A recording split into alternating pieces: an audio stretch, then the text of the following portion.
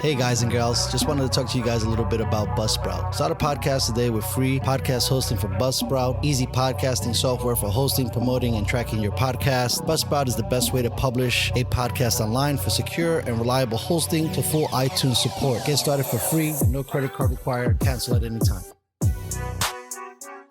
Stats are for losers. That's why we took the damn field. Now, if you want to crown them, then crown their ass. This is what's great about sports. This is what the greatest thing about sports is. You play to win the game. Welcome to the Airin podcast.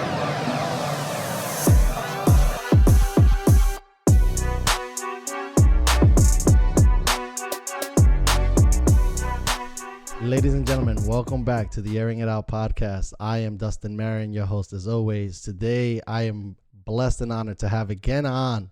She just keeps on coming back and back and back. Diane Medina from Medina Law. What is going on, young lady? Hello, everybody. How are you doing? Happy Friday. Happy Friday. You know, it's so weird. So I just did a podcast and now I'm coming on to this one. And I have like so many thoughts in my head. Your adrenaline is just going a mile a minute. I need to get drunk. That's the thing. I'm sober and I had a cup of coffee. It is Friday. Oh, that's what it is. Yeah, so the brain is processing. I can't drink coffee after 1 o'clock in the afternoon because I'm up all night. Really? Yeah, I can't sleep. Dang. Well, I'd be drinking fucking Red Bulls to go to bed, so it doesn't really. What? Yeah, it makes me think clearer. That's that Aquarius thing. I know. It's just so crazy. As you read all the bios about me, fucking nuts. Oh, my God. Are they nuts people? I don't know if we want to go into that tonight. No. We definitely we'll save the astrology for another day. I wanted to lately see what you thought because you know you represent the law side of things. This might be crazy to frame it this way, but is it unconstitutional for these fuckers to continue to tell us what we can and cannot do? I know that safety is important, but you know, Gavin Newsom seems to be just laying down some nutty kind of things now for the beginning of the holiday season. Yeah, I know. I know a lot of people are very, very upset about this and how it's, you know, on principle, even though most of them aren't even out of the house right after 10 p.m. anymore. Right, for sure. But I get it. But if we want to talk about constitutional law, there's a test that needs to be looked at and analyzed in terms of what kind of purpose is this meant for. There's definitely steps in terms of the tests that the government is seeking to apply in terms of, is it a rational theory test? Is it I forget the secondary level, and then the third one is like it's even more stringent test on what the government can do, but what exactly they're intending, what the purpose is of that law. So is it rationally related to what they're trying to prevent or what they're the goal that they have in terms of why they implemented the law in the first place? And I certainly think that there's a question and an issue that could be advanced to say, hey, look, keeping people in their homes under curfew, does that really diminish the amount of infections? That's really what the court is going to have to weigh. Right. That's going to be pretty intensive in terms of the science. You know what I mean? Because you can't really pinpoint at what time of day are the infections most prevalent. Right. You know, or when they're transmitted. So I think it's a very shit's wild, man. It's, you know, I was talking to a friend of mine, shout out to Uncle Salty, and we were saying that it's like a hit against the night owl folk, right? Because most people are done by 9. Sure. Right? Like you go home. The regular 9-to-5ers are absolutely. Yeah. So it's more the people that are just like the night hours that are like, oh, fuck this. I can't go to the store now because of blah, blah, blah, blah, blah. Or you're locking me in because of this. I mean, I was just talking to someone from New York, and, you know, Cuomo and de Blasio shutting the whole Thanksgiving thing down too. You can't have more than, I don't know, is it 5 total for the nation, the recommendation? People over? In parts, I saw that it was 15. Okay. So that's better. 15 and no more than 3 households is what Okay. is where I saw something. I haven't really been paying attention. Like, honestly, I don't even know what we're doing for Thanksgiving. It's what, 6 days away? Well, I just had plans that got ruined, which is very funny because, as you know, me and the missus are headed to Vegas. And when we get back, we were supposed to go to someone's home, but because they're worried about COVID, they canceled their Thanksgiving event. And it was only like 4 people. Okay. And so now me and Tab are probably going to go to a restaurant. But again, how socially distanced is that going to be? I mean, I'm headed to restaurants that are outdoors, obviously. Sure. But still, I don't know. It's an interesting thing. I think that I don't know if I prepared enough for it to go back and forth with you on this behalf, because I'm like, man, you know, I'm talking to one of the smartest women I know, so I don't want to. I don't want to put myself in any kind of dilemma that I can't defend myself out of. I don't know, man. I think it's difficult. It's difficult because I don't envy people who are in power that are making these decisions right now. I know these are very, very difficult Agreed. decisions to make. Yes. I don't believe that we should be taking the virus lightly. I certainly don't believe that. It's difficult for me to determine whether or not it's really worth what's been happening in the last 9 months. Well, 7 months, 8 months, whatever it is. But I don't know. I don't envy government right now. I agree. Because I don't know what the fuck I would do. Right. I mean, you have to think about that. Like, Well, how would you want to go about this? And I know a lot of people are like, oh, you know, people should be able to make their own decisions. And if I want to go to a restaurant or if I want to go to the gym, then I should be able to do that. If that's what I want to do, if I don't think that I'm at risk. But okay, yeah. But what about the other side that thinks that they're not at risk, but they still get the... It's very confusing, and I hurts tell me. you, as hard as the job was by government, and let's say by the reporters that have to report this, because news is constantly changing and I have to stay of course on front of it. It's still a shit show. Yeah. You know what I mean? And the message that they've been sending out there has confused people like a motherfucker. You got people saying that it's not real, it's fake, don't wear masks. Then you got the other side is killing. I certainly don't think that it's fake, but you know what I mean? I mean, there's like two factions are on two different sides of the argument, which is interesting. I don't know if it's as dangerous as they're implying. Not necessarily dangerous. We know that it can be dangerous, but is it so concerning that we have to shut half the country down? I don't know. I don't. Yeah, listen, we'll leave it at we don't know, right? Or maybe we'll come back to it. I feel like we might have to get some more weed in us to really start letting out. You know, actually, that actually might be the problem. That's why I don't know. Right. We don't know. We haven't gotten. Although I'm much more creative when I've been smoking the cannabis. I feel like maybe I need to smoke more cannabis in order to figure out the answers to this. Yeah, that's what I'm saying. I haven't been asking myself the hard questions about it. It opens the third eye. You start to see things better. You know what I mean? Like, I smoke weed to get away from this bullshit. To be honest, so so saying that, and we'll get away from the bullshit. Last week you texted me, and you said something crazy. I thought you had tweeted it out, but I think you were just tweeting out my shows. But you said that the Marlins are going to take the whole thing next year. And I thought that was kind of crazy for you to say some shit like that. Especially when they have Donnie Jinks on their team. I know. I remember the Donnie Jinks that you mentioned. We'll let you present it to everybody. So the Marlins just hired their first female general manager. Yeah. Do we know her name? I know her last name is NG. I don't know how to say that though. I know it's almost like with me and the Miami Dolphin quarterback right now. Like, I don't dare say his last name. It's Tagovailoa. That's a lot. Tagovailoa. So, listen, Tagovailoa. Tua, right? Right. That's right. He's just Tua. Then we'll go with that one. Tua Tag.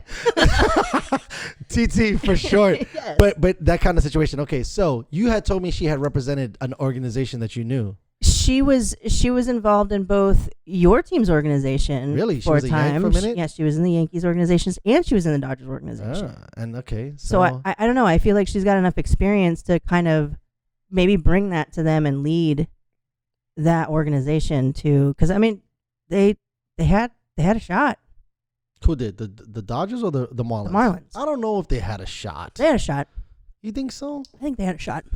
Yeah. I gotta go back and watch that game because I feel like they on the first round they were doing shit, and then like in the second round I feel like they got And that- smacked around. Correct me if I'm wrong, but that's the organization that Derek Jeter's involved Correct. in, right? Yeah, Yes. yeah. Mhm. I think You think I think they're DJ? gonna You do think well. DJ and Mattingly, and then now you put this incredible mind from a female prowess in the front office. And you know what? I would fucking root for her too. I would root for that team to take it all next year. Absolutely.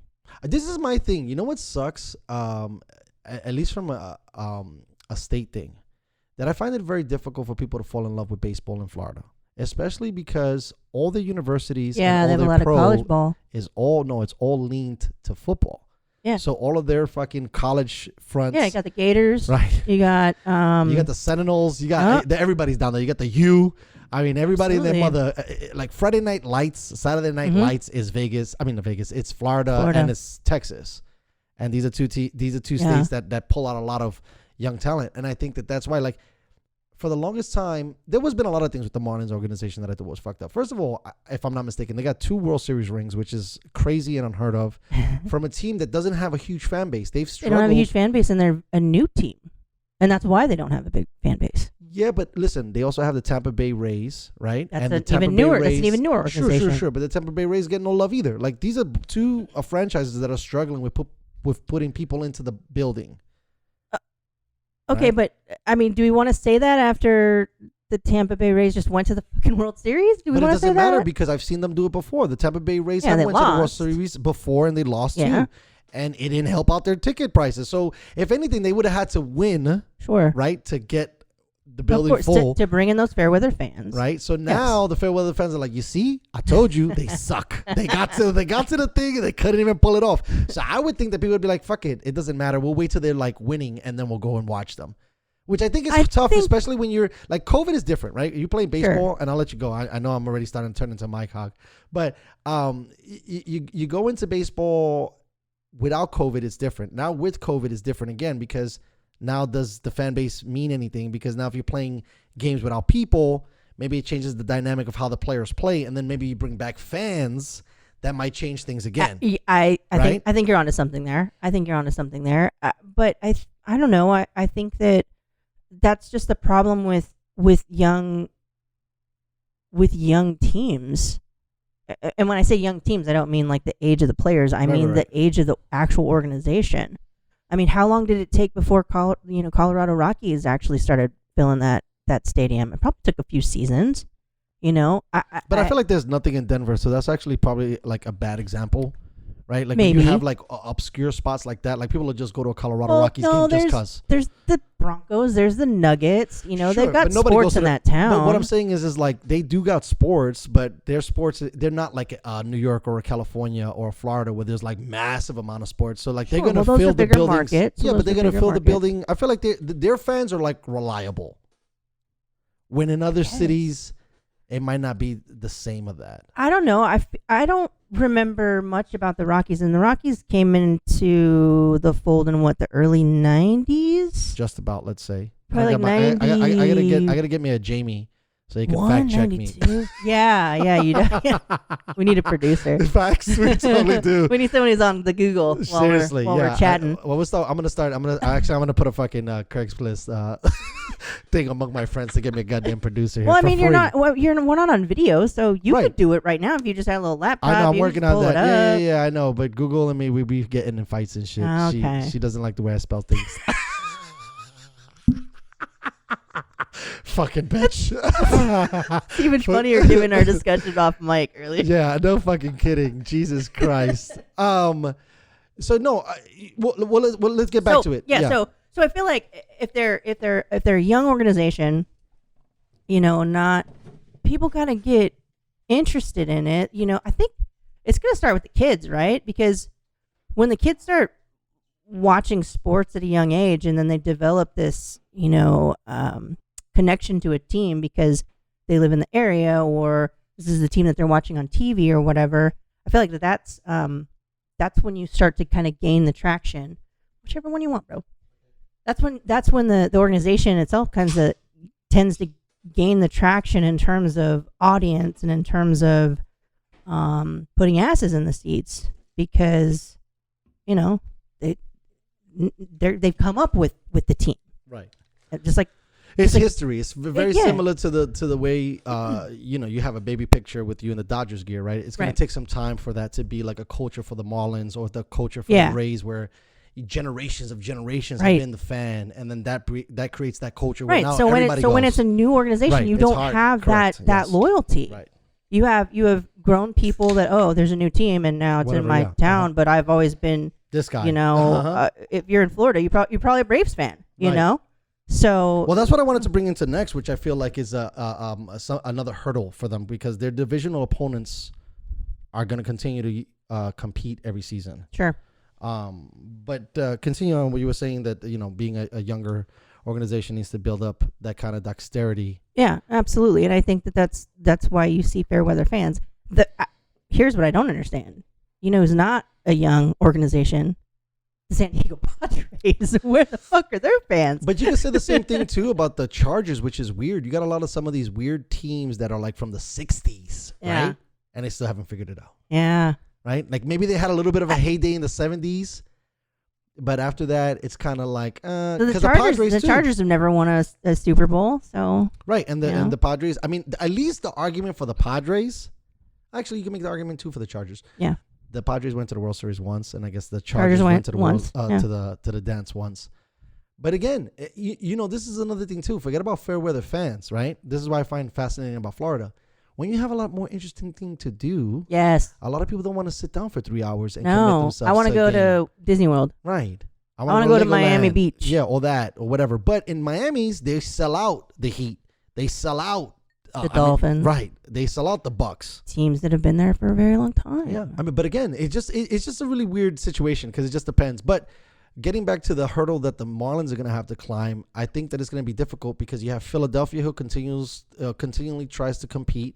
Now the Mets are on the new ownership, so who knows how that's going to happen. How is that going to go? I think it's going to be better because obviously, Hope so. We talked about it before. I think you said that Kevin Bacon was one of the people who was caught by the Bernie Madoff. by Bernie Yeah. Madoff, and Yeah. so that the last organization got taken by Bernie Madoff as well. And even though he might have been a silver-tongued devil, I still blame the Mets organizations for making bad plays. Like, I don't know if it's Bobby Bonilla, and that might not be it. There's another player that they're still playing. They're still paying, excuse me. Like, on the Mets payroll, part of their payroll Really? is committed to a dude that they've been paying for fucking 20 years and probably played 1/3 of the contract. So from an institutional financial situation, they have proven over and over that they don't make good financial decisions. Okay. After our last talk, it's kind of funny that you mentioned that. After our last talk, I went and I looked up the Dodgers payroll. Mhm. Kemp is not on it. Mm. But yeah, Good shit. Okay, this Kershaw, is great. Right. Kershaw is up there. Mookie, obviously, and then I think the third highest paid player was Kenley Jansen. And so watch. Remember what I told you before. And that Everybody guy's- talks a lot of shit that they have. Yeah, they talk a lot of shit that the Dodgers spend a lot of money, but I'm like, on who? Yeah. I'm really fascinated it would be great if we had more time and we had a Jamie to literally go through it, to be honest Yeah. with you, to see who's taking that money, because I'm telling you, people keep arguing with me. I'm like, bullshit. Max Muncy is not making that much fucking money. Max Jock Muncy Jones is not making that much. I mean, Jock Peterson is not making that much money. No, and Bellinger is not making. Turner's probably number 4. So He's you're talking probably about been there 4 longer. players that are like below. So I want to know where the rest of that money is, because to Yeah. me, I think that they're playing more of a money ball approach in the bigger game. When you look at the Yankees, for an example, because they're up there too, they're probably 2 or 3, but they're paying Judge and they're paying, Right. I was gonna call him Juan Encarnacion, but it's not Encarnacion. It's Stanton, and they're playing, DJ LeMahieu. Right? Okay, it makes sense. These guys buy players. The Dodgers don't buy players, really. No, At least for the last few years, they don't pull buy them anybody. up. Right? We pull them up from AAA. From the farm. Like, they Yeah. have one of the best farm systems. Will Smith. That's where we got him another from. dude. There's so many guys that they had, T-ball. right? So I find it as an interesting argument when people are like, well, the Dodgers spend a lot of money, but I really want to know what they spend the money on. We'll go back. We'll reel us back a little bit, but I want to know what they spend the money on, because when I look at the Yankees shit, I'm like, oh, that makes sense. They got like 9 guys they're paying $20 million to. There's not 9 guys Not in, anymore. in the LA organization that's making $20 million No. a year or a season. But back to the Marlins thing and the Mets and the Philly, and then you bring in Atlanta. Atlanta. That's Yeah. a lot of teams Yeah. now even if you do have the smartest young lady in the building taking over, they have a lot of hurdles to climb over. I think that And wouldn't it be fucking fantastic if they could do it? It would be great. It would be great. I think it would be awesome. But I also think that there was, back to what I was trying to tell you that I wanted to talk to you a little bit about. The fan base feels like they got fucked over a little bit because the Marlins just built a new facility, right? And the moment they built, like, so for example, like it happened to us in San Diego, they sent out a petition, hey, who agrees? And then like the owner came out and was like, I promise you built this stadium for me, and I'm going to give you like championship teams every year. Promise. Right? Well, that's what it was kind of like, right? I wasn't here when that all went down. No, I'm not talking about the SD deal. I'm talking about the Marlin deal. Okay. As soon as they brokered that deal, he fire-sailed the whole entire team. And the city felt like he fucked us over. Like, if you just made us buy you a new stadium, then why don't you get rid of every good player you have? And that's probably about 5 to 7 years removed. It was the owner, whoever the owner was. No. Which players were? Listen, they didn't have like great players, but they had players where you shouldn't have fire-sailed, right? Like they were already building. Yeah. And if they added more at that point, they could have been more dynamic, but they pulled the cord on everything. Huh. And I don't know from a financial situation how that ended up being in their benefit. But at the end of the day, I know that fan base is still burnt about that play, and that could be another reason why they're having problems with attendance. And like I said, in this COVID world that we're in, it's going to be weird now because attendance might not even be a thing. Sure. You know, or it might be limited. It's limited. It's not going to be the same. Right. But I would hope, like you said, I like it. Hopefully they can move forward. I just hope that this kind of brings some fire to that spot, you know, because and there's going to be those sexist naysayers out there that are like, oh, woman's not going to know what she's doing. She's never played ball. She's never done this. She's never done that. You know what I mean? And I feel like that's just kind of like inherent in any time a woman comes up in a predominantly male industry, no matter what it is. And I feel like if the team can get behind it and just shut the haters down, I think it would be fantastic for both the organization and for her. For sure. I think and for women at large. Yeah, let's be honest. I think all of that sounds great. And I definitely, for sure, at least in baseball, it's going to be a bitch. I mean, they got to the playoffs this year. I feel like they can do it again. Yeah, of course. I mean, and again, it's still on the COVID, so we don't even know, you know, if they get another crazy season again, if the MLB decides to say, well, this season worked, maybe we do shorter games. Like, there's so many things that's going to happen. I mean, they haven't even had their winter meeting yet where they discuss future rule changes and schedule changes. I definitely do agree that it is a good day that we have a woman in baseball, largely because of the old style thinking in baseball. Shout out to Hollow Clutch. Hollow Clutch always talks about the average baseball player's age is 55. We need to lower that down. I mean, excuse me, fan. Oh, fan. Okay. The average fan's age that are fans of the MLB are 55.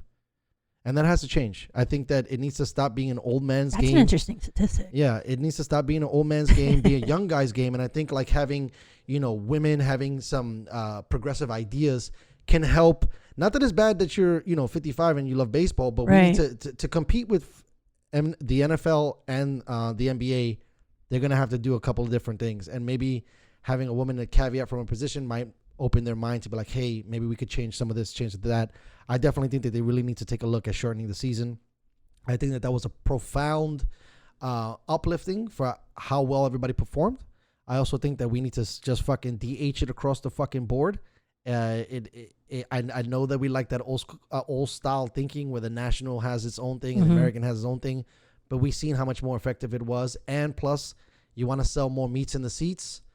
Home runs is what sells. No one really gives a fuck about no hitters. And I get all that on the no hitter. I don't like the DH rule. Really? I guess I don't know. It's just because you're just a National League Maybe fan. that's what it is. Yeah, because totally because we've had pitchers that have been, you know, fantastic on the squeeze bunts. But the thing is, you got to think about this. And I told you that this makes you an unfair fan a little bit.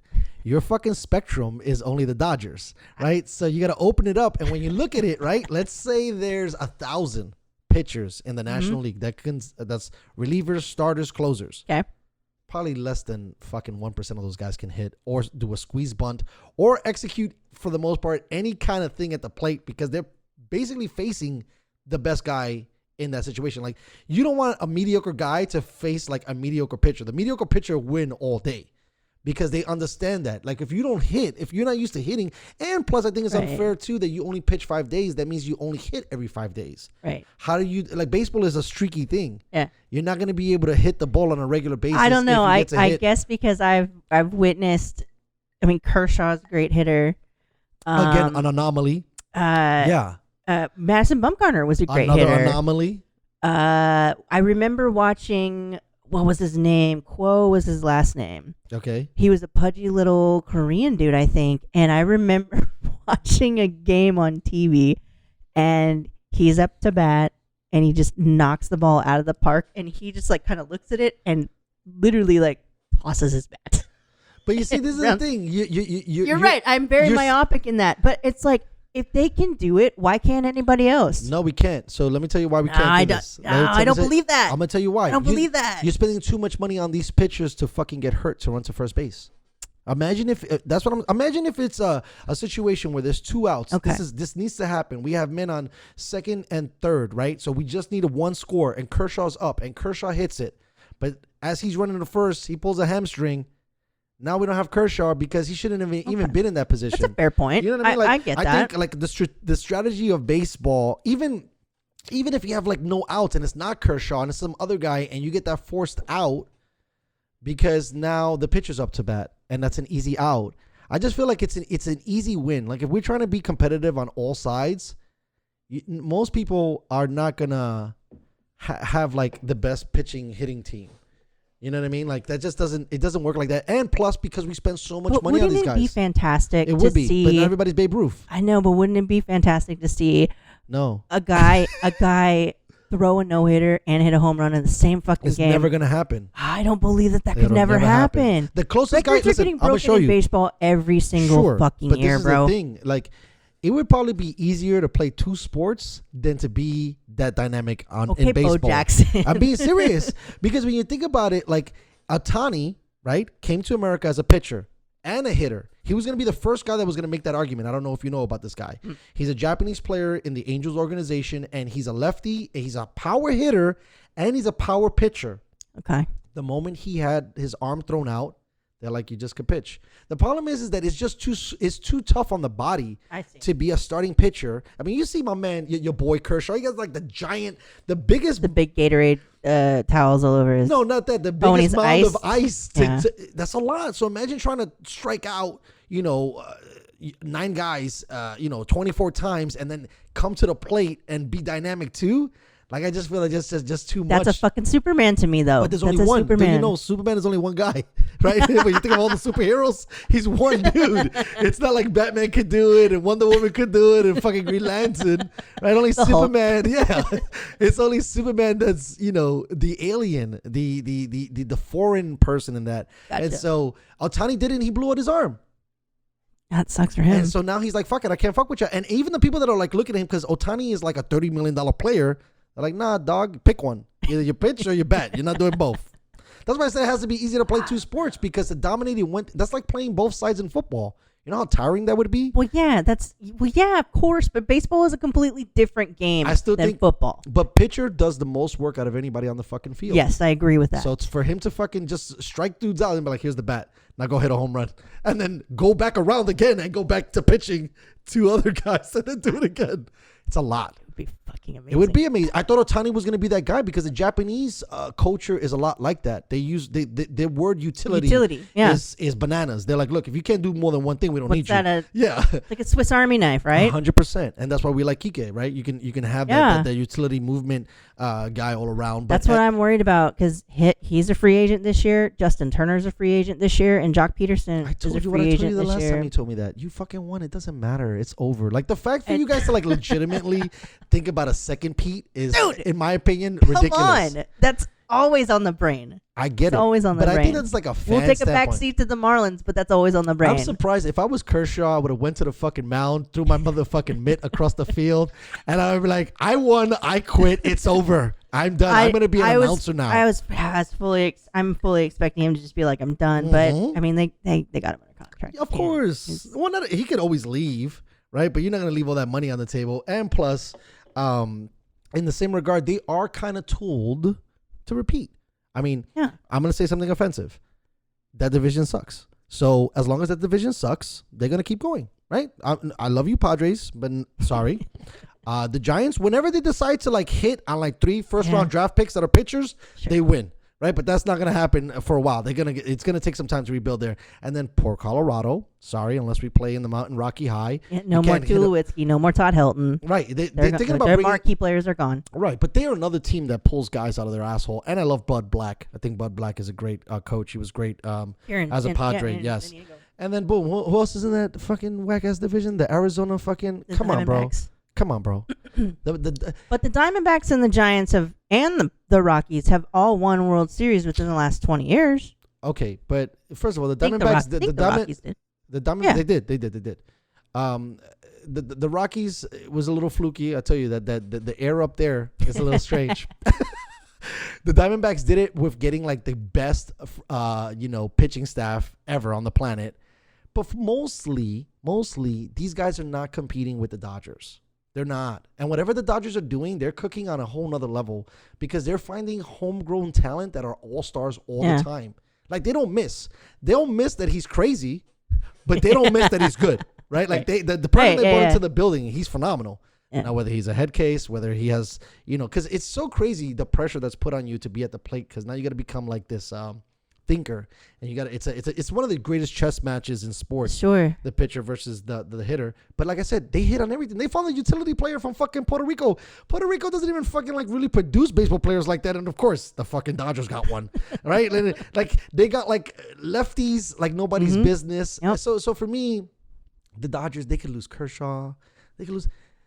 They've been good for like the last 20 years. Like it's not gonna. The organization is bought in. We can certainly do well on offense. It's the pitching that needs to be conditioned. Yes. Because like I said earlier, I think Kenley Jansen is done. I hope he's done in LA. I'm sorry to hear that. He was booed. He was booed when he came out. As I get older, tell me, during the game 4, when he came out and he was booed. And then what happened?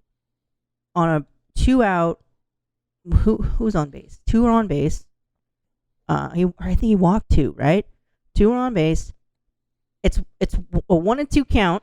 So he's getting ready to strike this guy out, who then hits a little blooper into center field that Chris Taylor bobbles, throws to Max Muncy. Max Muncy throws it home, and it was just a fucking Still makes it home.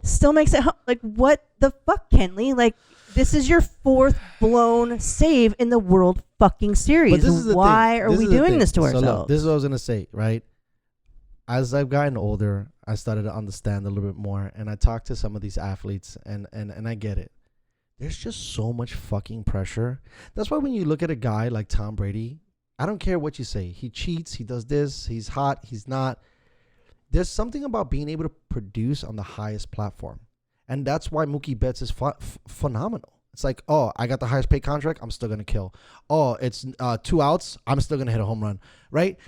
Whatever the case is. I'm going to fly over the I'm going to steal first and wall. second. No, I'm going to fly over the wall to rob Freddie Freeman of a fucking home run. I'm going to do Game that. 7. I'm going to steal 90 bases. I'm going to do all of that. Not everybody's built for that. And that's what I was trying to say. Like, as fans, we're just so quick to call everybody bums, right? But a closer, again, is even a harder job. 4th blown World Series save. It's okay. It's okay. We winning, right? Look, there's 2 guys. No thanks to him. Listen, we didn't put him. He didn't close the next 2 games. But you could make the same argument that fucking the greatest thing since sliced bread, Kershaw's fucking blown a whole bunch of shit too. He did fucking amazing this season. That was this season. He did fucking amazing. Okay, that was this season. He did. What if Giannis' season is next season? You never know. Like, this is the thing. It's hard, right? So I feel like when we look at Mariano, have one job. Listen, Bill Belichick. When you look at like the Mariano Rivera's, they were just so excellent that we try to measure. That guy was a fucking legend. Yeah, right. We gotta stop taking average Joes and comparing them to legends, because Kenley Jansen was, in my opinion, was shaky before all this shit started. Right before they started getting on massive runs, he's been a problem. So the fact that he's blowing shit now to me is not that big of a deal. Look, bad teams, he'll smoke them. teams that are scrapping, it's gonna be fucking hard. It's not easy. Yeah. You could be the best. Now, I'm not saying that they shouldn't move off of him. Yeah, he's done. I think that they should have not soaked him so bad, right? Which means they should have moved him probably earlier because no one's gonna trade you now for him because he's kind of looked like this guy with sees ghosts in the field. But him and Aroldis Chapman sweat so much during their closing that I'm like, bro, this job must be really hard. Like they're fucking sweating in like minus 20-degree weather, okay? And that's what I'm saying. Like it's a lot, and I'm the quickest dude to be scrutinizing. Here's the thing. But lately I've been like trying to back off a little bit. If Kenley Jansen had 6 different kinds of pitches in his back pocket, then I'd be like, hey, you know what? It's a fluke. It's fine. But his sole pitch is the cutter, and when they're figuring out how to hit his cutter, he's worthless. Right. Well, this is the thing, too. I put this on the coaches. Okay, so again, to bring it back to Mariano Rivera. Mariano Rivera was the cutter master. So why are we trying to build people in his fold, right? Why don't we give this guy another pitch? How about that? Like, like a lot of the guys that were successful this season in particular as pitchers went to pitching camp, bought on another pitch, and now they were way more dynamic. Yeah. So from a coaching perspective, why are we not doing this with the closers? Why are we not doing this with the middle relievers? If this guy's if his fastball ain't great, let's give him a couple other pitches. Let's try to, the Tim Wakefields of the world, or some of the stuff that people did, in the Brave organization. They couldn't blow it by you. The control was phenomenal. The command was phenomenal. The location was phenomenal. And I just feel like some of these guys, like watching all of this baseball, there was a lot of dudes that didn't have a lot of control. And I think it was because they're trying to throw fucking fastballs and throw cutters when it's like, nah, give this guy a couple more things.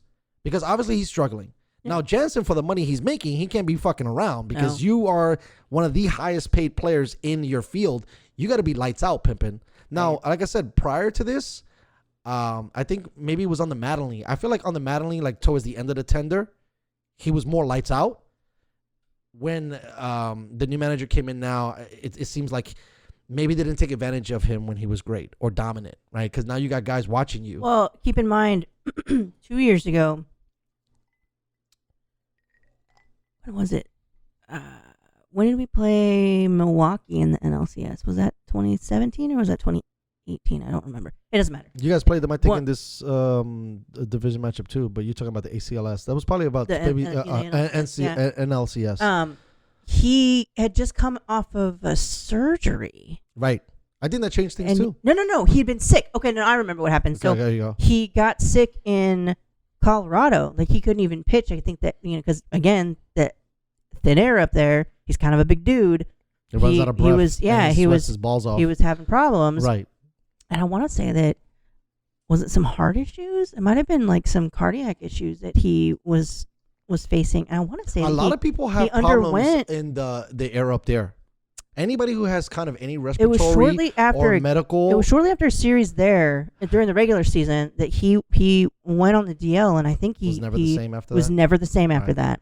I'm pretty sure it was 2017 or 2018. I think you might be right. I remember. Listen, I was following this guy. Like I'm a Cavalier, or I shouldn't say Cavalier. I'm a casual baseball fan, but I pay attention to all the best guys, and he was one of the best guys. And something happened to him because he went from being like lights out dominant to kind of being okay. And he's still dominant. Don't get me wrong. It bums. As soon as he came back, he was giving up home runs, and it's just like. But also too, that could also be like the MLB doesn't want to agree with this too. What if they change the ball? They said no, but what if they changed the ball? No. Yeah, because the numbers reflect that. Well, the level of home runs that are fucking leaving the park. Right? It's like we got the same guys, we got the same bats, we got the same gloves. Well, there were different balls in the 2017. That's what I'm saying. Against Houston. So they're still playing around with whatever they manufacture the ball with. I mean, in my opinion, if I'm a marketing guy, I want the best ball that leaves the park. Where does that put the pitchers, though? Right? That means if you make one small mistake, it's gone. Yeah. Versus one small mistake and it's a hit. That's a huge difference. Sure. Right? Because we got some men on, he gets on base, let's say. He hits a home run. That base is clearing. We're up by a lot. Right. Well, and that's what I'm saying. When you put in these like pitchers, being up 15-3 in the third game of the NLCS this year? You know what sucks? I'll be honest with you, and we're gonna switch lanes a little bit. I'm kind of mad a little bit because the Dodgers' offense is phenomenal, right? Mm-hmm. But I feel like all these other teams really didn't show up with their offense. I don't was looking at except for Atlanta. I feel like Atlanta took you guys to the woodshed a little bit. Atlanta was I think they were probably the best team that we played the entire postseason. But when they fucking put 11 in the first inning, I'm like, that's not true. Right? like I think about that. I'm like, that can't be true. Here's a really sad story. So the first 2 games that we lost against Atlanta in the NLCS, that third game started at 2:00 in the afternoon, and I was working. I was at home, but I was working, and I wasn't really like paying attention. I was watching the clock, hadn't turned on the game yet, and I got a text from my friend Angie, and she's like, "Oh my God, this is fucking amazing!" And I knew it was already like probably the second inning because I didn't turn the game on until the third inning, so I missed that 11-run first inning, and I'm so pissed at myself about it. But then I think, as superstitions go in baseball, they fucking hit all those runs because I wasn't watching. Not only that, I got a better one for you. Someone who did watch that onslaught for that one inning was Tabitha, right? You left. And I find it fascinating because she watches it, and I'm like, let me show you something, sweetheart. I love you so much. Welcome to baseball and being a fan. Let me show you what it looks like when a really, really well-oiled machine works. Yeah. That's what happens, okay? 11, 12, 13 in one inning. Let me show you what doesn't happen in an organization. Runners stranded, this and that, which, I don't want to, beat a dead horse, but the Padres, the Diamondbacks, a lot of bad teams. When you watch a good team, they just execute. Get on base, get on base, get on base. The Dodgers do the same thing, hits. though. Dodgers do the same thing. They leave runners stranded all the time. They do, but when you look at them overall, right, you have to look at it overall. This team manufactures runs like nobody's fucking business. They could be losing by 7 and still win. They take advantage of mistakes. It's a lot of teams don't do that. And that's the chutzpah that they have, and that's what makes them think that they're resilient. They're like, fuck it, we're out, but we're going to come back. It's the same thing. Look, the Atlanta, like if I was a reporter, if I was reading fucking like bylines when they were playing Atlanta, they had the Dodgers dead. Yeah, they did. Okay, they had them dead to rights. And these motherfuckers, they didn't care. They were like, check it out. We could put up 11 in an inning. It's fine. We got this. I think the funnest game that I watched, and this is just the NLCS. We haven't even gotten to the World Series yet. Right. The NLCS was Game 7, and I was with you guys at Aero Club, and watching JT field an infield hit from Markakis, and watching him throw to home to pick up. I don't know if it was Acuna or whoever, but then they got him in a pickle, and then Smith throws the ball back to Justin Turner. Justin Turner runs back after him and falls, but is able to hit him and tag him on the leg, get up in enough time, throw to Seager at third, and get the other guy that was on his way to third. That's great coaching. That was an amazing play, and that saved the fucking game because the next inning, I think it was when Kike hit that home run, and we went ahead 1 run. So we would have tied it up at that point if he hadn't gotten that playoff. Like it. I'm telling you, I like fucking amazing. Listen, game. It's weird. They're not my team. I like them. And it has nothing to do with the white and blue. It has to do with that specific team and those specific players of this year. They're fucking scrappers. They refuse to give up. Yeah. And that's why they're in every fucking game. Yeah. And when I watch them, the only other people that I find similar, and this is because, I'm a fan of them, is the Yanks. The Yanks are a team that it doesn't matter. Listen, we're down 10, no problem. Just give us a couple innings. We'll be right back in this motherfucker. We'll put a fucking 20, and then we got a game, right? And there's not a lot of teams that know how to manufacture runs like that. The fact that the Dodgers just came back from a 3-1 deficit in that NLCS series is just, it's fucking phenomenal. It's really good. It's almost, what is that? That's the Red Sox versus the Yankees in 2004, right? Yes. It's just, and actually they got it a little bit better. Oh, I'm sure they did. No. Because it was 3. It was they were down 3, weren't they? They were down 3-0. 3-0, yeah. Right. So the Dodgers they built themselves out a little bit with having a 1, but that's like some LeBron James shit, right? Where you're down 2 games in a series and then you go, check this out. Not only are we going to tie the series, we're going to just sweep y'all. Like now we turned it on. Y'all don't win no more games. It's over. Now we leave and we go somewhere else. I mean, just watching that series, I honestly felt that Atlanta was the superior team. 100%. I'm not going to lie. Freddie Freeman is fucking amazing. So, Mr. MVP. Randy Ozarena. however you say his last name. Azuna? Fuck. I know. He's great. Azarena, something like that. Oh, maybe it's Azarena. I was talking about the other guy that they have. Acuna, Ronald Acuna. Not Junior? Acuna. They have another dude. And I think it's Ozuna. Ozuna. Another Yeah. dude that, I mean, he was a Cardinal last year. And that was, again, I was trying to explain it to Tabitha. When you just see these phenomenal organizations put it out there, the Dodgers are one of those organizations. The Yankees are one of those organizations. The St. Louis Cardinals are one of those organizations. Yep, the Giants are one. So when you got to compete with guys like that like their history is excellence. Kiermaier was great Yeah. in the NLCS as well. It's like, okay. Yeah, no. Look, the good thing for Atlanta, they're doing good. They might not have a female GM, but they're looking stacked. Yeah, absolutely. They're gonna battle in that division for a lot. Unless they're plagued with injuries, like I think that they're obviously gonna be contenders every single year. As long as they can keep that little bit of the nucleus that they got, going with that thing, then I think they'll continue to find success. But again, Atlanta's another organization. They're built for winning. They win all the time. They continue to put out the best product out there. And it's weird because this season they didn't really dominate with the pitching, which is what they're normally known for. They kind of went away from that. And I thought that's really the way you win in MLB. Forget about hitters. If the Rays taught us anything, you don't really need hitters.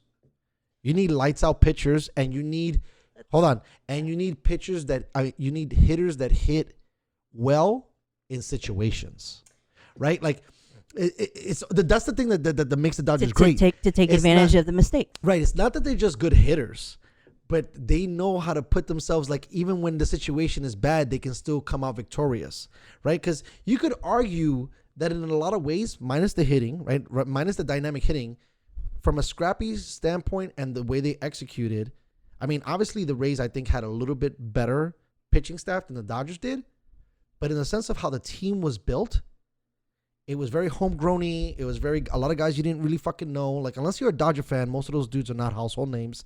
Unless you're a Rays fan, most of those guys are not household names. And then that's the missing pieces. That's when you sprinkle in a Mookie Betts, or you get like a Kershaw from another team, or like you got to be able to get some kind of a nucleus of guys that are not going to be defeated when we lost. And then you get a guy that's never defeated no matter what. That's when it takes your organization to the next level. And then the trick is having to do that consistently every season. Right. Like, you got to get a guy every year that's going to be the dude that's going to fucking bring it all together. That team, the morale and the team, I don't know. I guess like the trust that you got to trust. The what's the word? Let me see if I could pull it out, because now I'm starting to get a little saucy. But just the camaraderie that they have together. Yeah. Like, even when you've seen it against the Padres, and we'll get off on this because I wanted to get some funny stuff on in a second. But when you've seen how the team kind of pulled together, even though they probably didn't buy their guy tossing that glove, they still backed them up. Right. Even they might have, let's say, maybe quietly they disagreed. Sure. But they're like, that's my fucking guy. Fuck you. I don't care what the fuck you said. What you said about my mama, right? Like, that's the culture, right? That's another word too. That's the culture. They have a very trusting, and that's a good word you said, because you got to trust everybody, right? Like, man, I swung and missed, but my guy behind me is going to get me, right? Like, I didn't catch that, but the next dude is going to make the, you don't really get hung up on that last play because there's going to be another play that's going to probably bail you out. And that's where I think a lot of these teams that are really good understand that. And I think from an institutional level, the Dodgers, of what they've been teaching, everybody gets that across the board. If you don't trust your team, and I feel this way in all industries. Like, you worked at a bar. If you don't, morale goes down. If you don't trust your coworkers, if you guys don't work together to bust your ass and make sure that every table is taken care of, like that's a problem. For me, I remember in my firm, like a friend of mine was like, hey, I need to get this done or whatever. I'm like, hey, whatever you need. I've got the bandwidth. Give it to me. And then there were people we had obviously offices in other states. Some people were on our team as well, and what we were trying to accomplish. And it's like, that guy's not doing his job, and he's blah, blah, blah, and he's going to throw me under the bus. Isn't that weird, the first thing that happens? Bro, like, we're going to fail or succeed with this client together. Like, we are representing a very large company. We all need to be on the same team. And if I can't back you up, or you don't want to back me up, like, that's a problem. You got to work together. And if you don't trust the people that you're working with, you're not going to do very well. I agree. And that's why I think as a head coach or as a manager, it's very difficult to corral all of these different personalities, all of these different archetypes and work ethics, and trying to put them all together so that they kind of work a little bit and create some symbiosis. Because I'm right there with you, man. Like, not only does it fucking distract me, it makes me depressed. I'm serious. When I understand this, and it's weird that you can make this correlation, like, in the sense of like sports, but like when you're the best player and everybody else sucks, that fucking brings you down. Right. And I've been in situations where I'm like, damn, I'm carrying the fucking building. My back hurts, bitch. Yo, I need you to like do one thing. Yeah. And then there's resentment that starts to come in. There's like all of these other fucking emotions that start to play into the thing that is very dangerous. Ego. It's toxic, because now once it starts to happen, now that becomes the conversation all the time. It's like, hey, did you see who showed up? Blah, blah, blah. They're going to fucking suck today again. You know what I mean? And that's the water cooler shit that you got to deal with. It's every fucking industry, though. It's not just sports. Yes, it's everywhere. Right. And that's what a friend of mine. You work in a bar or restaurant. When I worked at when I worked for a fixed base operation at the airport, it was a gas filling station. Like, there was a bitch that I worked with there, and it just brings you down. It really is not good for the working environment. No. And if there's that one toxic person, that's enough to kill a team. I think that's why they need to, especially like in our worlds, they need to do what they do in the football game, or I shouldn't say football game, in the sports game. They need to start getting more creative on team building. Because that's what good teams do, right? Like, they'll bring in a motivational speaker. Right. They'll bring in a quadriplegic who's like, you know, he's that still... was my... I worked... You know what I mean? Like, shit like that. That's like, damn, I'm kind of being a bitch right now. Homeboy has no arms and legs, and he wakes up every day, and he's dominating on YouTube. And here I am. I'm sucking because I can't, like, deliver this one paper to this desk or take a one plate to the fucking table on time. You know what I mean? Like, shit like that. And so they invested, but they have money. I feel like maybe it's more that way in larger corporations, where they have like, not you know, necessarily summits and things like this. I'm just saying, like, in bigger things, they're always trying to bring up morale, bring up this dude, bring a talker. I think it needs to happen at smaller levels too. Yeah. Where, hey, maybe we'll all go bowling, or hey, we'll go watch this, and then trying to get, because you need everybody to be on the same page. You want everybody happy that's working with you. Yeah, at least majority. Right. Employers want happy employees, because that their production goes up, production value goes up, right? Everything, you know, and or I shouldn't say production, so productivity, right? But also too productivity, but production too, because motherfuckers is getting shit done. But I understand that productivity is the better word for that. But you know, in my ghetto space, productivity and productive are kind of the same thing. So before I moved back down here, I worked for a marketing company for about a year.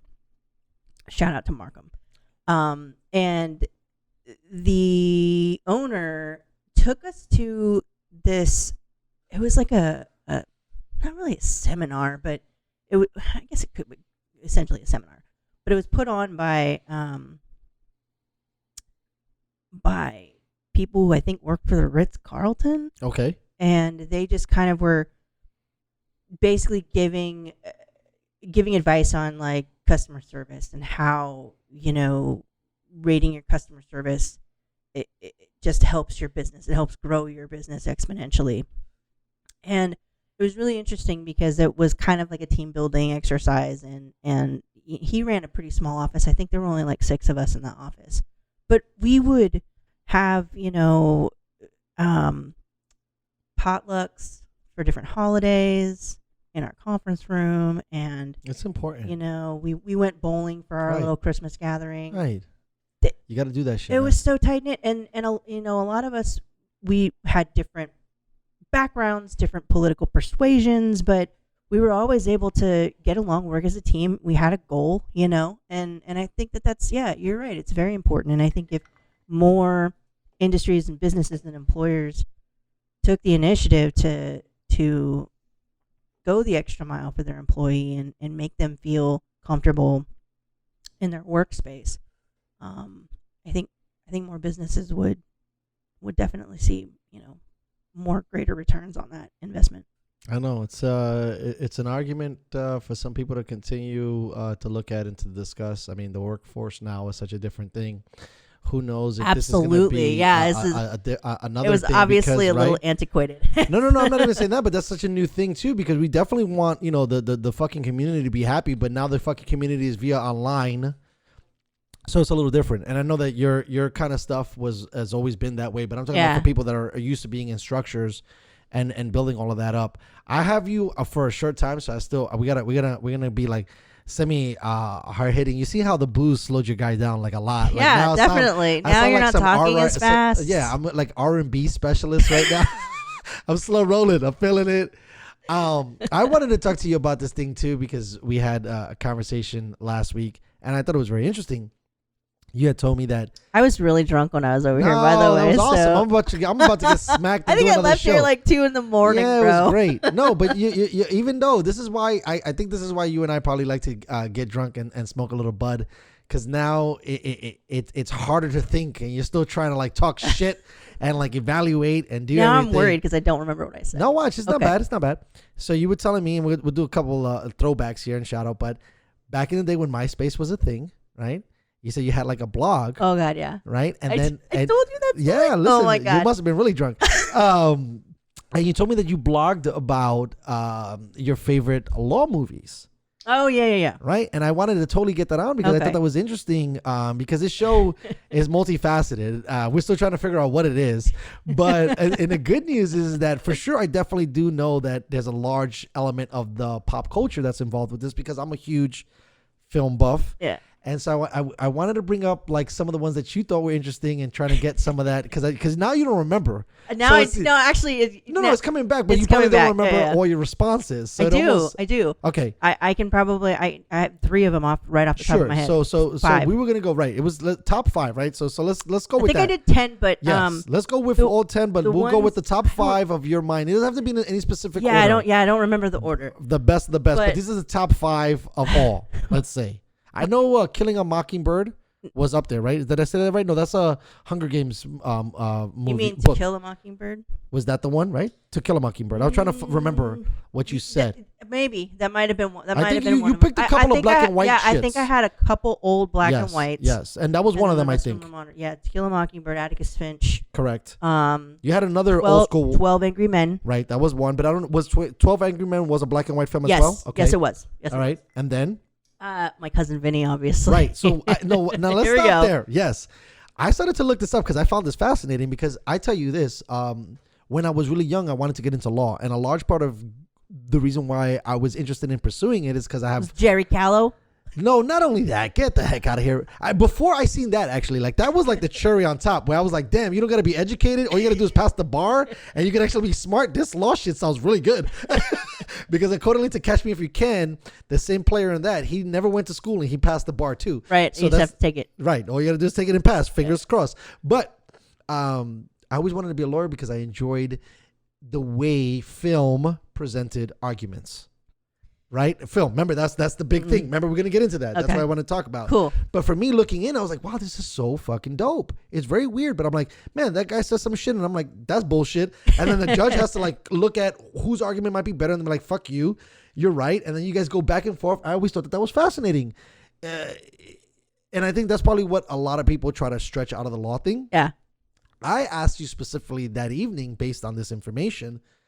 How did you feel about the arguments in My Cousin Vinny? And you said that they were pretty sound, which I thought was very funny because it's supposed to be a comedy movie, and the people that should be taking the less like seriousness and how the dialogue and the jargon is working is a comedy film.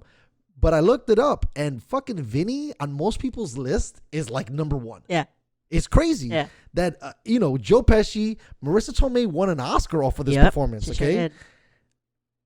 Wow, what a movie. It was really, really, really good. It's great. It's a great movie. It's funny, and a lot of it is very shall I say, according to protocol, I guess. Let's make it easier for the people that don't know the protocol. It followed the format. It followed a certain format, right?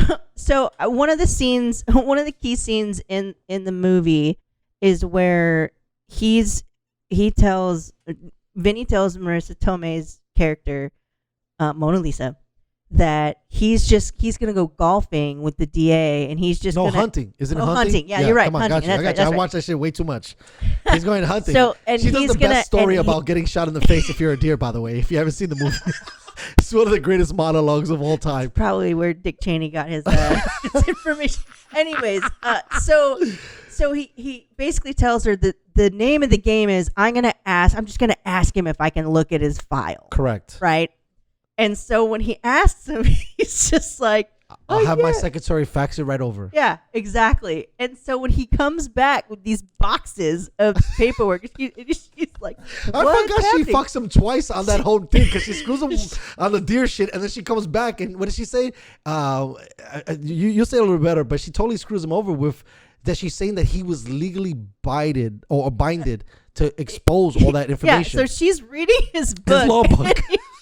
He's like, he just gave it to me. And she's like, he's supposed to, you fucking idiot. You know, so it's like. It's called disclosure. It's called discovery. Oh, yes, discovery. Yeah. There you go. So I mean, there were a lot of things that the movie really got right according to procedure. Like procedurally, it was up there. Right. Obviously, there's some scenes in the courtroom scene that are a little bit sketch, and he does do a lot of exposition when he's talking to when he's asking questions of the witnesses. But I mean, other than that, like everything is just it's great fucking movie. You know, as you haven't seen it, yeah, if you're listening to us right now and you haven't seen My Cousin Vinny, you have to see this movie. It's amazing. I wonder it's got Karate Kid in it too. I wonder how small the population is of people who haven't seen this movie, because I feel like even if you went to your grandma, she's like, of course I've seen it, right? Like this is one of the movie that everybody has seen. Gen Z probably has not seen this movie. Oh, you're talking about the younger kids. For sure, younger those fuckers kids for sure have not seen this movie. Yeah, it's great. But they might not get it, right? Because a lot of those references are for fucking old people. Of course. And I got it so young, which was very weird,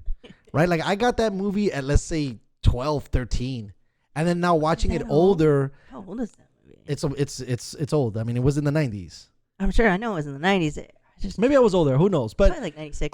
What I was just thinking about as you were saying it, it makes sense, right? That it followed some kind of like formula for how it was really done, because his character was playing a guy who knew shit about it. Right.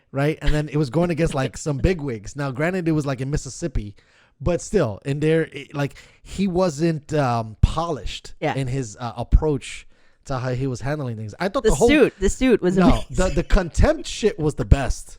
Right, where he's like, he didn't do it, and he continues to explain to him why the can of tuna. And he said, "Is it guilty or not guilty?" Right now, we are in we're deciding that. Right, you're not pitching us your case. It's just an arraignment, bro. We haven't even picked a jury yet. So he did a really good job of fucking it up, but it was great. I mean, Joe Pesci is so nostalgic. I mean not nostalgic. He's easy to love, and no matter how fucking annoying he is, like we all remember him in Lethal Weapon. Oh, I don't know how he did that to his thing, because he was kind of like a G, and then kind of like, I don't want to use the word soul out, because the word soul out makes you feel like. I think he did that first. He did that before Goodfellas. No way. Yeah, he had to have. Negative. No? There's no way that he did that shit before Goodfellas. I mean, he's from Raging Bull, right? Yes, he's like, I think he's the trainer for Bobby De Niro in that film. Okay. He's been working with Scorsese for so long. I think totally. I keep calling it A Few Good Men, but Goodfellas was way before, or definitely before fucking Lethal Weapon. Remember, it was Lethal Weapon 3, right? Lethal Weapon 4. So those were more like tail end. Goodfellas came out in 90. Early 90s, not 90. Early 90s. I think 1990. That would be great, because that gives them enough. You want to check? Come on, Jamie, look it up. Right. But anyways, I found it interesting that he goes from such a tough guy, and then he becomes like this super softy for these guys. Yeah. But I think it also showed Joe Pesci's range. I agree. Like Joe Pesci could literally be the serial killer gangster guy who stabs a dude in his car in a Martin Scorsese film, and then can also be aloof. 1990. Nice job. Can also be aloof and comical in a satire cop film with Mel and Danny, which is wild when you look at it. Also, fun fact on him. Do you know he found the Jersey Boys? Did he founded really? them. Yeah, he basically, like, he was at a spot and the Jersey Boys were like coming up, and he basically like brokered the deal to get them to talk to somebody else. That's funny. Isn't that wild? Like, that's how long he's been around the block. And he's from like the East Coast, and that's why it kind of worked, really. Yeah, of course. I'm talking about for my cousin Vinny. My cousin Vinny came out in 92. Right, see? And no. I was talking about Lethal Weapon. That was like his thing. Because the jump from Goodfellas to my cousin Vinny is not that big of a jump. Lethal Weapon came out in 92. Wow. So he was just fucking cashing in. Goodfellas came out before that. You're right. Yeah. So he already. And then if you look at Raging Bull was what? Fucking like 80 Oh, wait, something? no. Lethal Weapon 2 came out. No. Lethal Weapon. He was in Lethal Weapon 2. Was he? Okay. So damn, he was already in that. 89. Oh, dang. Yeah. So he was probably just like casting reels. Definitely. And then be like, I don't know what's going to fucking hit. Let's just throw the spaghetti at the wall, see what sticks. Facts. I love it. I love it. Nice. Okay, so now we're gonna get away from Pesci for a second. My guy's a legend. So what would be 4 or 5? I think you said Time to Kill. I was just gonna bring that one up. Yep. Yeah. The Matthew McConaughey thing. McConaughey, Samuel L. Jackson. Right. It's fucking amazing. It was, to be honest with you, for me, for the material, and I'm not trying to discard anything that we just talked about previously. It's probably the best out of the all. When you take out of all the John Grishams. No. I don't know. What's John I think it is a John Grisham film. I think it is. Yeah. I was saying out of all the law films, because it was very gut wrenching. Mm-hmm. You know what I mean? I think the best part, Yeah. and I want to practice with you more as you become more of a thing, so I can understand these things, because I really do, like I said, enjoy the law. But when he's giving his closing statement, tells him to close his eyes. Fuck. And then like the whole movie's fuck, but that one right there was just like, wow, what great writing. And then open your eyes and like know that she was a black little girl. And then that was just like, what the fuck? Yeah. You know, when you have to be objective. But when you take race out of it, that's what I'm saying. When you have to be objective. That's what that line showed me. Or not showed me, but showed that there's a way to show people that. Yeah, well, right? Like you have to be objective. It's a way to show people. Right. Yes. Just context is huge, bro. Yeah. And the way you use context can move any narrative you want. Sure. Which could be dangerous sometimes, right? Oh yeah, of course. Because people draw lines. That's why he was trying to remove it. He in the most racial case on the planet, he needed there to be a fair judgment, but not including race. Because if they included race, they could have had a bias. And I thought, for me, I mean, maybe I got to go watch 12 Angry Men and the Mockingbird film.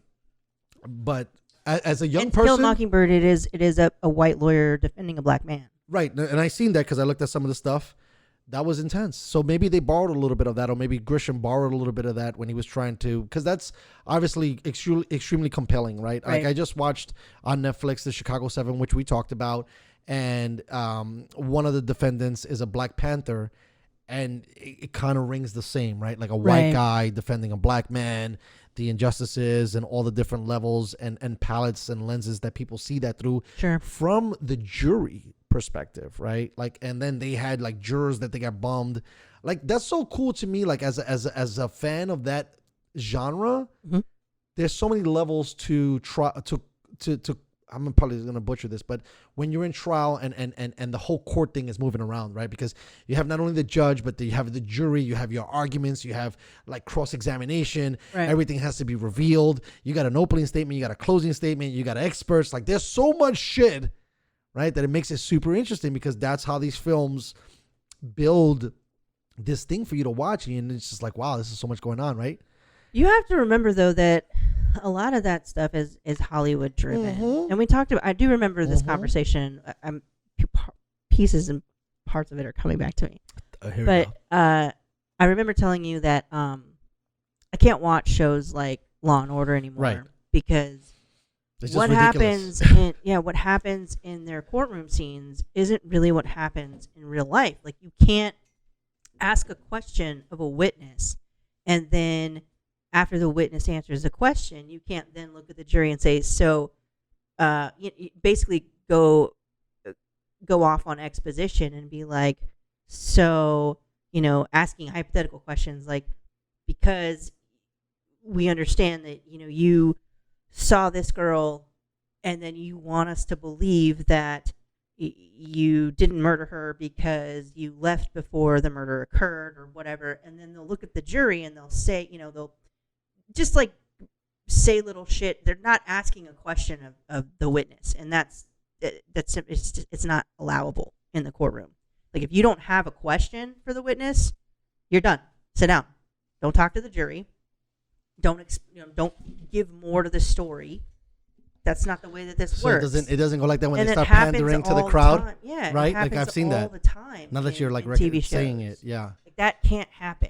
And if you've ever been on a jury, if you've ever had jury service and actually served on a jury, you know that shit is fucking boring. It's boring as fuck. People don't want to go. So, yeah, the Hollywood aspect of a courtroom is very dramatized. Of course. I think we talked about this too. There's no fucking Perry Mason moment. Right, I gotcha. Yeah. You know what? This is what we're gonna bring in because he says the Perry Mason moment because it's my favorite Perry Mason moment of all time. Is what? Tell the truth. You can't handle the. Yeah, that would never fucking happen, Jack Nicholson. That's why I put it up because you were so pissed about it the last time. Because it's like the greatest. Yeah, it's just so funny because that's what everybody thinks about, right? That Perry Mason moment where he's like, I mean, look. Did you order the code red? You goddamn right I did. No. That would never fucking happen. It's the best. It's the best. It's the best. Now, granted, we've never been able, in my opinion, to ever get something that good again. Because fucking Jackie Nicholson and motherfucking Tommy Cruise, they just nailed it on that. Like, if it was any other two actors, it probably would have seemed more bogus. But Jack Nicholson just doesn't give a fuck. And the flair that he delivered it with made everybody think that that's how it's done. You better fucking not order cold reds because they're going to get you in court. Otherwise, right? More people are going to die. Right.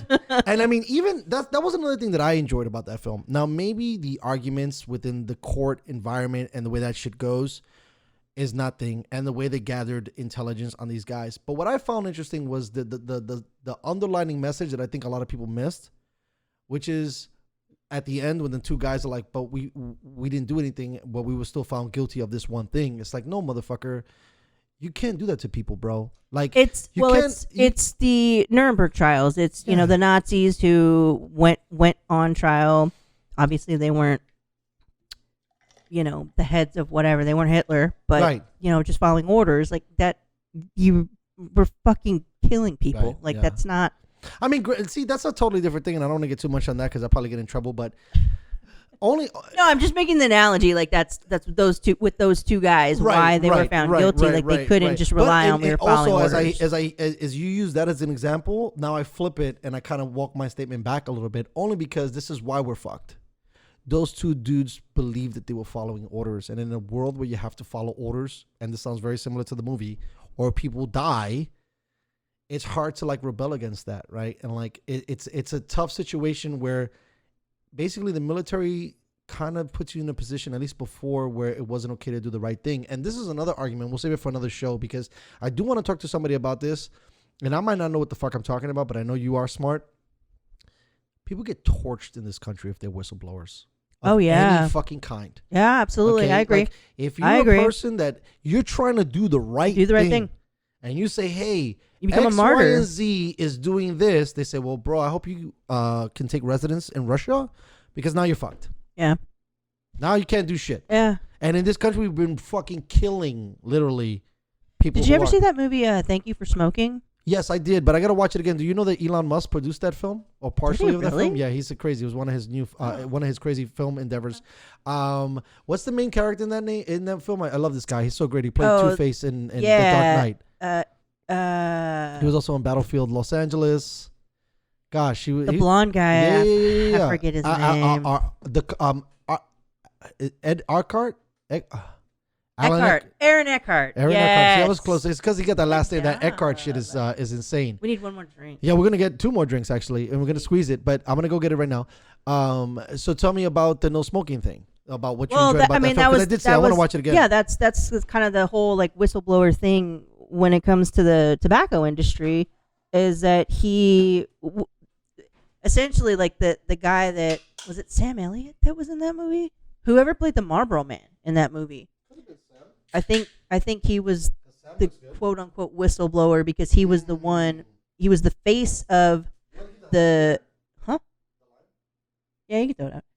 He was the face of the cigarette company, and essentially, they probably paid him money, but they also probably paid him in product.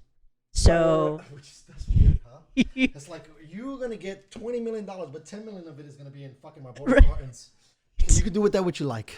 You know, I just finished watching a movie with Russell Crowe and Al Pacino. It's a little bit earlier. I think it's the Whistleblower. It's called The Whistleblower. No. This one is called Insider, and it's the same shit. Insider. Yeah. Okay. It's about a dude that tries to. But that was the tobacco thing. industry, right? Well, right, tobacco. Yeah, and imagine that. And so that's the thing, right? So like, what a paradox. That the situation is in, right? When you're trying to do the right thing, you still get burnt. If you work for a huge organization, you're fucked because they're going to try to discredit you like nobody's business. Right. And if you work for the military, you're fucked. So, well, when you work for the military government property, Tab can attest to that. Sure. I get all that. But that's what I thought, bringing it full circle back to the Few Good Men thing, that I thought that was the interesting like situation, because those two guys were kind of fucked. Like, even if they wanted to do the right thing, which they should have, which I forget, I think it was Powell. I forget who was who in the characters, but he was like, we should have helped him. Like, that to me is the best part of that whole movie, besides crystal clear and you are the truth. Don't, your mama's saying this. But the acknowledgement of those two guys understanding that they fucked up and they didn't help their guy because they were in the military to help people in need, and their guy was in need and they didn't help him. But then you get tortured on the back end. Like I said, if you're trying to be a whistleblower in this country, you get fucked. Yeah. No, I definitely agree with that. Now that I'm thinking about it, I remember, so going back to the MySpace blog thing, when I had these movies written down. This was while I was still in law school. So I think A Few Good Men was on my list, and it was probably like number 9 or 10. Right. Has to make top 10. But that was way before I realized shit like that doesn't fucking happen in a courtroom. So, you know, it is what it is. I'm trying to remember. I know there had to. Oh, I do remember. Primal Fear was the other one. Funny, and I gotta try to figure out. Hold on. Primal Fear with Richard Gere and Edward Norton. No, I get that. What I wanted to say was, I think that was your first. I might think have your been. number one was Primal Fear. It might have been. Because come on, that movie's unbelievable.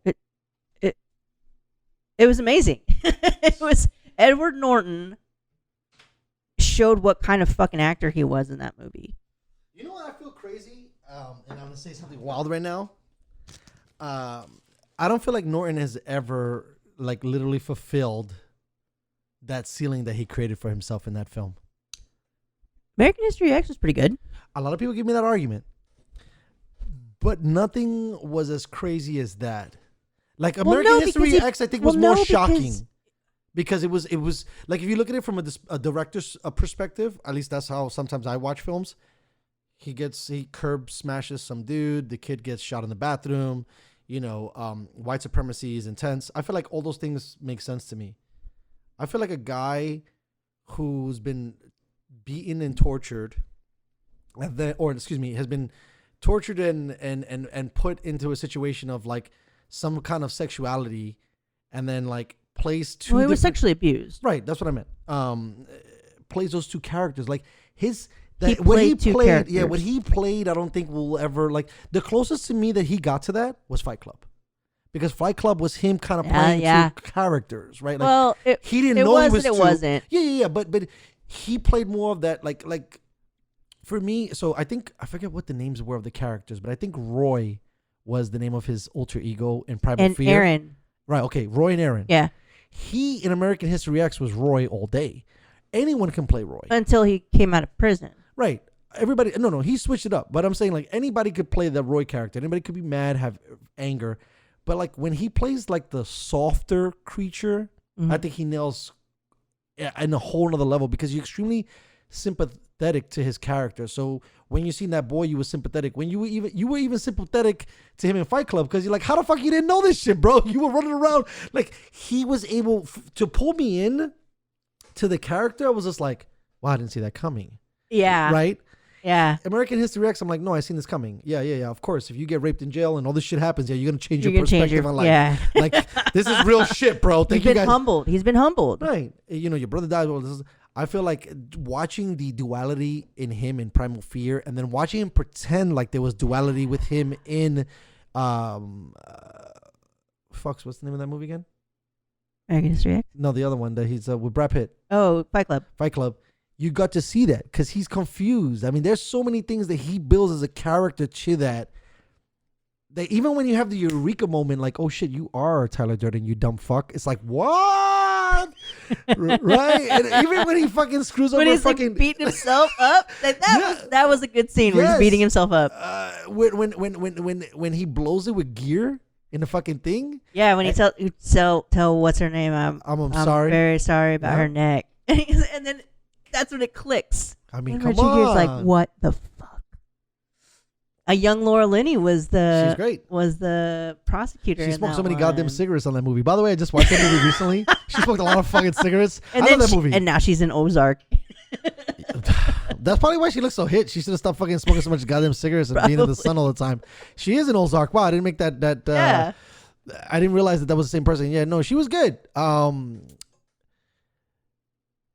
Great fucking flick, man. I mean, yeah, Primal Fear is just unbelievable. I mean, it's not so much really like there's more courtroom drama in that in terms of yes, you know, what discoveries allowed, what they brought in, some of the stuff that they did, that they were using some of that stuff. Like I'm learning talking to you. That there was, but it was more so. I feel like that film was more so like a private eye thing because it was more of an and it was also more of an indictment on the Catholic Church. Right. Well, that too. Yeah. Well, he also had to do like, he had to go into the streets and talk to people. Yeah. Right. So like I felt like that was a very interesting thing too because people don't realize like, okay, I might have to hire a security guard and a secretary, but I still got to go talk to these people. I still got to make these moves. Like it shows you the kind of a little bit, it might not be real, but the behind the scenes of what a lawyer really has to do to kind of put the case together versus what most films is lawyer on the field, right? Like what you're doing, what we're arguing, all that other shit. So it kind of had a weird thing.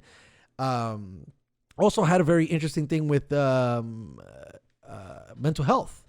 Because now you brought in the element of having a therapist. We gotta get him, talk to him, and we gotta get him evaluated and have a report produced, and there's definitely a lot of behind the scenes trial preparation elements to the movie. But I mean, and then when he fucks her, I don't mean to interrupt you, but when he fucks her, meaning like not having sex with her, but when you're talking about in the courtroom. Or in the when he basically sees the tape and then sends it to her and puts her in a position where she has to basically disclose, right? And then it's like, but that's a trick, right? Because if he had to do it, it would fuck his case, right? But if he sent it to her, she would be morally obligated to have to show it regardless because it was part of the case. Because now it shows motive. Yes. God. What a trip, right? See, your boy for a motherfucker that didn't go to law school, I'm kind of all right. I know y'all motherfuckers don't like listening to me too much because I talk a lot of shit. I'll tell you this right now.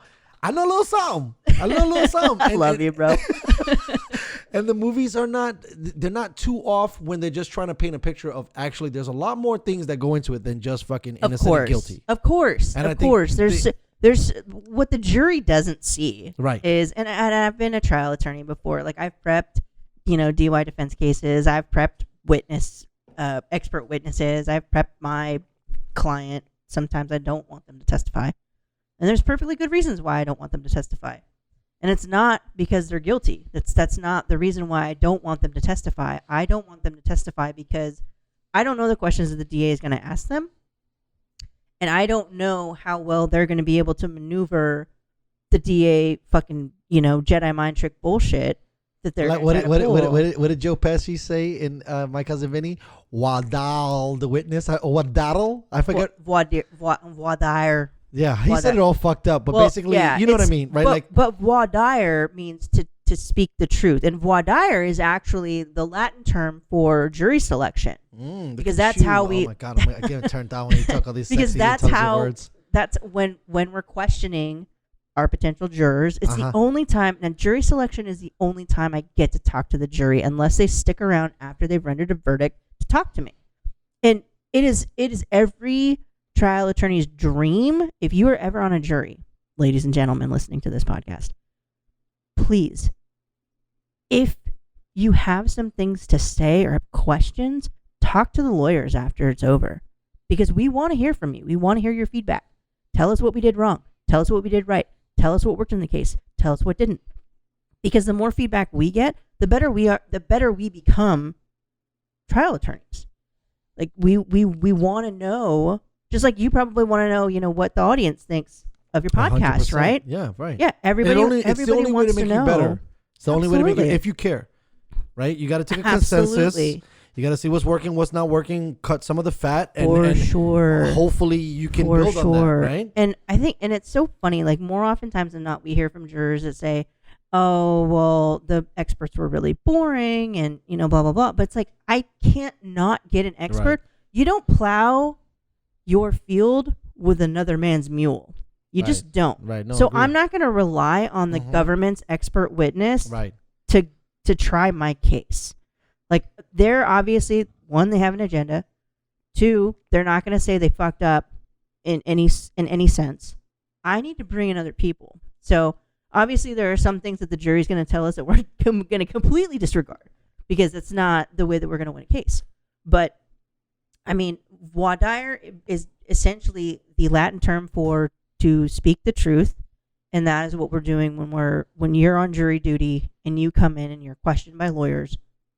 That's what that process is called, is voir dire. See, look at you. This is why it's amazing. I fucking love it.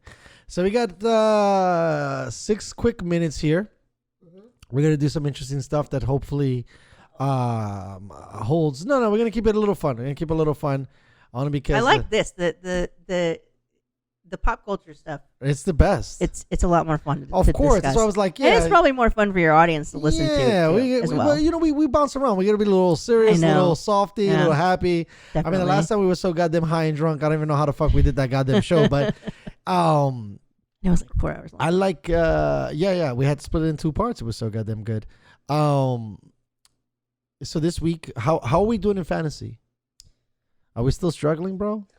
We're still struggling. So, in later today, I'm having dinner with one of my leagues. There's only 4 of us. I know. I love that. There's like so many players in that fucking league. I wish I joined that league. But we have 3 running backs, 3 wide receivers, and 2 tight ends on our starting roster. Mm-hmm. So that's interesting. But we still only have 6 bench players.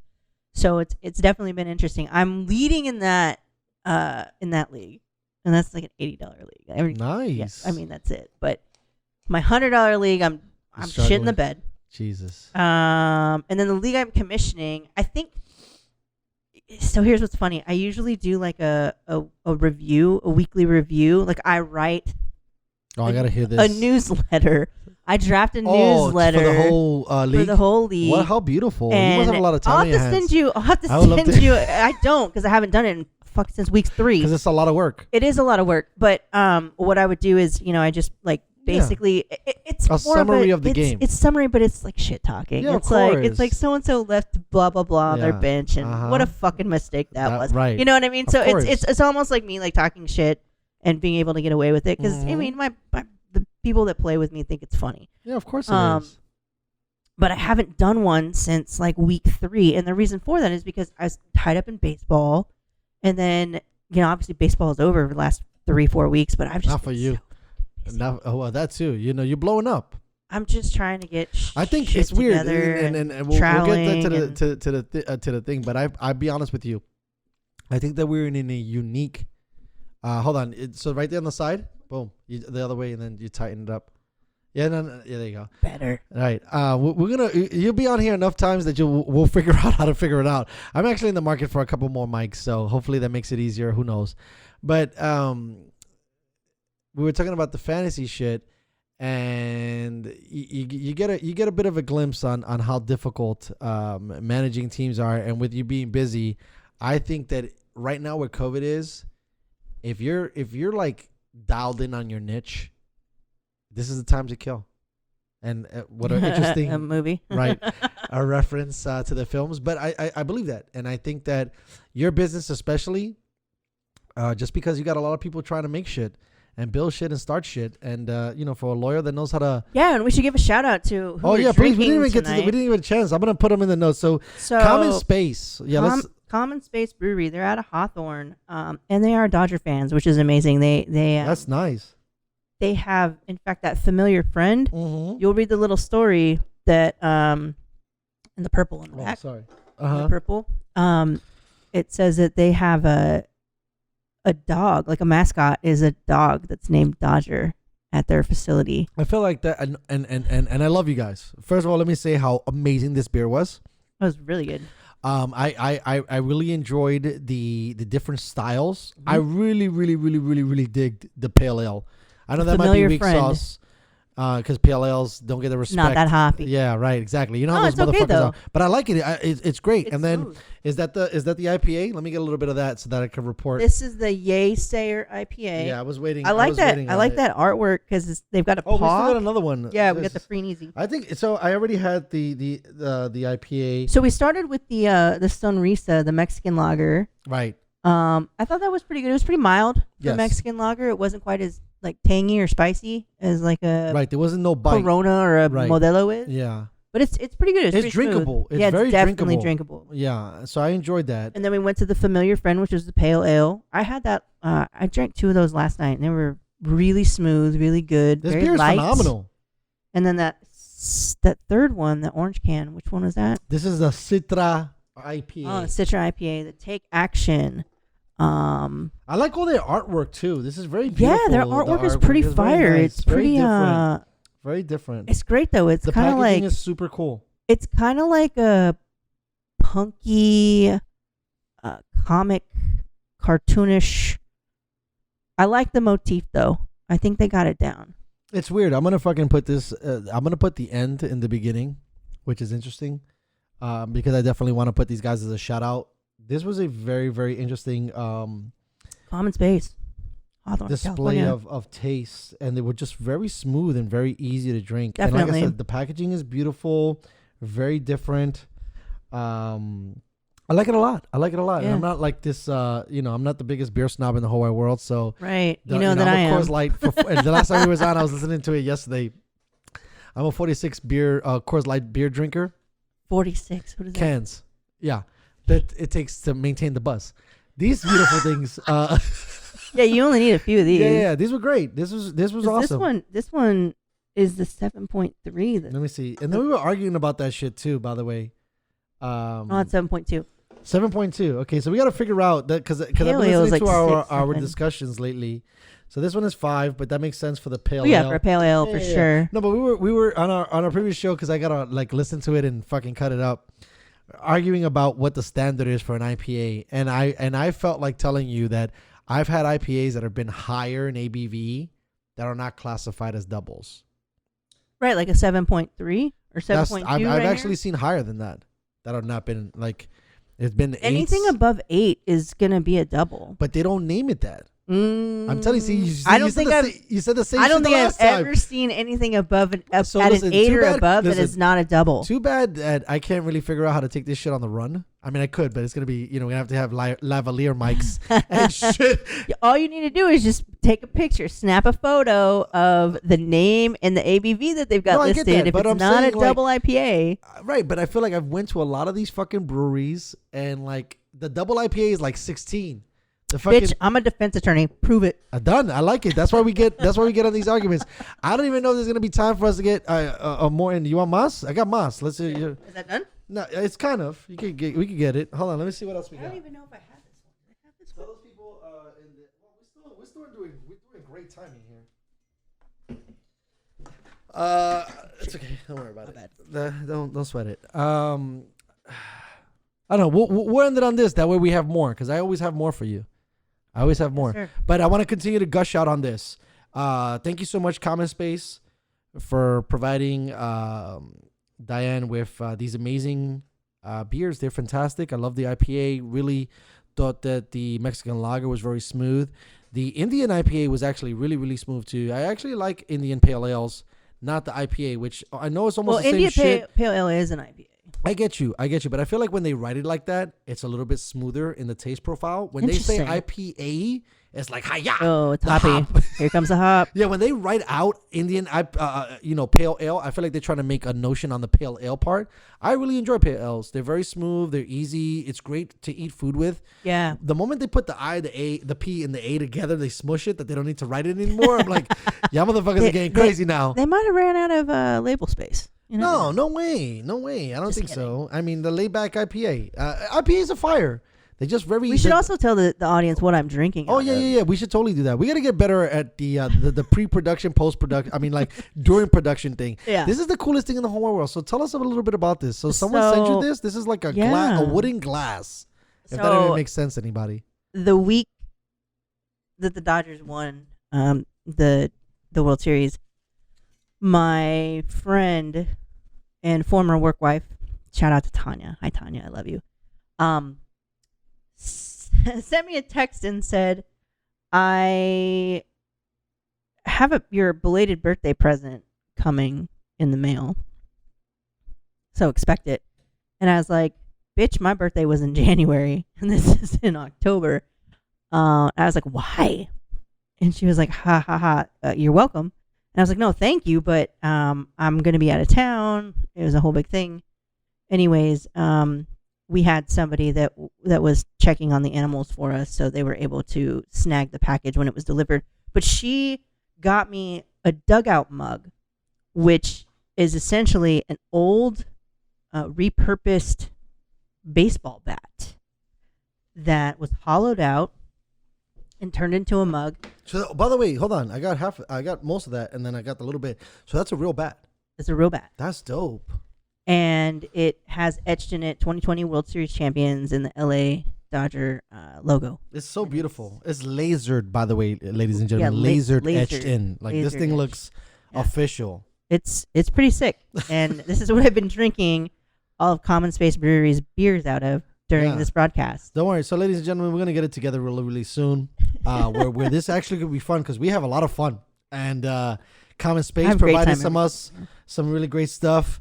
Your best friend or good friend, My work wife. Yeah, got you this thing. Former and work wife. even though it was a late birthday gift, thank you so much for getting that for us. She knocked it out of the park, so to speak. Yeah, that was great. I That's owe her a phenomenal. very big Christmas present. Yeah, I What mean, the you can fuck take I'm that gonna shit on do. the go anywhere and just drink out of that. Yeah, It's definitely. it's Take us super to the cool. beach. It's super cool. I really dig it. And you sent me the photo of it, and I was just like, wow, Yeah, that thing looks sharp. And it's pretty good. Even We though should- they took we it out should of the baseball We bat. should take a picture and put it on your social. your Instagram. What I like the most out of it is that even if it's like a reused bat, it's like glossed and Yeah, like no, it's everything sanded is- down and yeah, it looks like it's great. it's got sealant on it. I Mhm. think. Mhm. Yeah, it's pretty smooth. It's and then it's got the dugout mugs like logo down here. That's dope. Yeah, it's really sweet. So, I like it a lot. ladies and gentlemen, thank you so much for listening. Enjoy your Thanksgiving. Right? Yeah. Are you gonna post this after Thanksgiving? No, I probably. I love when I do shit like that. Yeah. No. Hey, No. have a great Actually, Christmas. Actually, it's weird because right there you got to say that shit. Actually, it's weird because I'm like against the clock to meet these media buyers. So I'm like trying to put everything that I got out. So when I meet them, I'm like, check it out, 90 episodes. Yeah, that's how What do many you guys episodes I got? got. Yeah. Well, hey, if he gets this out before Thanksgiving, I hope everyone has a great Thanksgiving. If yes. not, Happy Hanukkah, Merry Christmas, Happy Holidays, Right. Happy Happy Kwanzaa, New Year at this point. Happy New Year, all the holidays. Right. Yeah. Love you guys. Yeah, we do love you guys. And like she said earlier, thank you guys so much for taking time to listen. And a wise man said this to me on this show. He said, if you crazy motherfuckers have listened to it this long, thank you. So much. We'll talk to everybody soon. I'm still trying to figure out what my closing line Like a is, but the Seacrest best out? one is but it's not a Seacrest out. Is stay safe and stay healthy for now. Perfect. Right? Done.